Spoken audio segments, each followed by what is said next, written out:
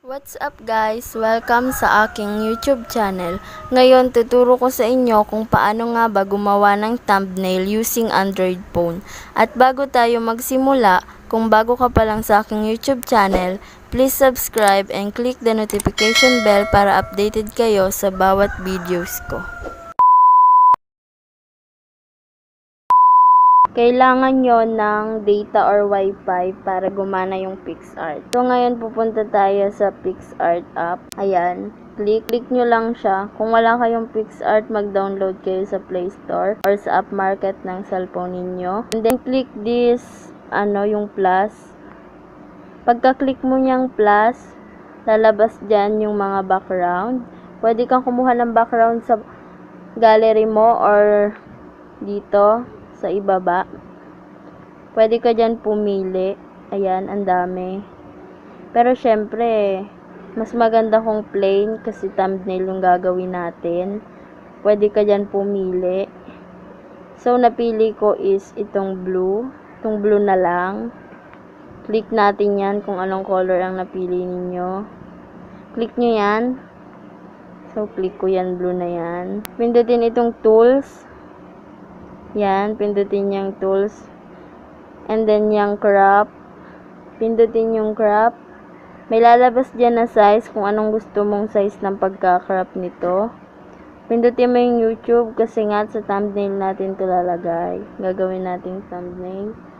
Pagkatapos nyan, na-crop na siya. Click nyo yung check sa taas. Ayan siya. So, na-crop na siya. Add photos na tayo. Yan, add photo. Click nyo siya. And then, pili kayo ng picture. So, ito, pipili ako sa gallery. Pili kayo sa gallery. Yan. Ito napili ko. Halimbawa, may napili kayong isa na. Pindutin yung add sa taas. Then, itong cut out, pindutin nyo. Tapos, ayan na, ikakat na siya. Pindutin nyo yung tao na yan. Yan. Pindutin nyo yan. Maglo-loading na siya. Ibig sabihin, nagkakat na siya. Para di na kayo mahirapan. Yan. Yung red na yan, siya yan yung matitira. Yung walang red, siya yan yung maaalis. Save nyo na. Yan. Tapos lalagay natin siya dito sa gilid. Kahit saan mo siya i-place. Taas, baba, or gitna. Pero dito ko siya i-place. Tapos lalagyan natin ng border para magandang tingnan. Pwedeng malaki, pwedeng maliit. Depende sa size na gusto mo. Yan. Ganyan lang kalaki sa akin. Dito ko pala siya ilalagay. Yan. And then, check ko na. I-check na ninyo. Then, add text. Halimbawa, ang video nyo is what's in the box. Type nyo dyan, what's in the box. Yan. Check. Click nyo yung check sa taas. Yan, lalabas na yan dyan. I-replace mo siya. Pili ka ng font dito sa baba. Yan. Lagyan mo, pindutin nyo itong stroke kung lagyan nyo siya ng stroke sa gilid. Pwede kayo mamili dyan kung anong color. Tapos, pwede nyo siya palakihin. Yan, pwede.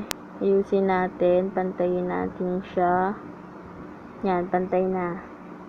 What's in the box? Check. Click the check. Tapos, add sticker. Pindutin natin yung sticker dito sa baba. Ayan siya. Click nyo yan. Tapos, may lalabas dyan ng mga sticker. So, syempre, ang topic ng video natin is what's in the box, yung video na paglalagyan ko. Kaya, ang isi-search ko, box. Ayan, nagsisearch ako ng box. May lalabas dyan na box. Ang dami, ang gaganda. Pipili ka dyan ng gusto mo. Scroll. Pupunta na lang ako dito sa recent kasi gumawa na ako ng thumbnail before.